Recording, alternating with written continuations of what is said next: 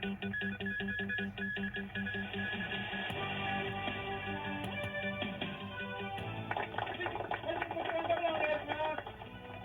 市早苗領導嘅執政聯盟喺眾議院選舉大勝，有望贏得最少2/3議席。再有5個人懷疑進食生蠔後食物中毒，有醫生建議短期內減少食生蠔。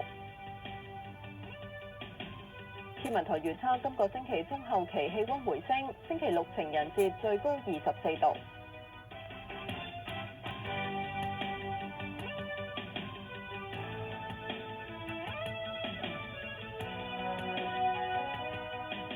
各位，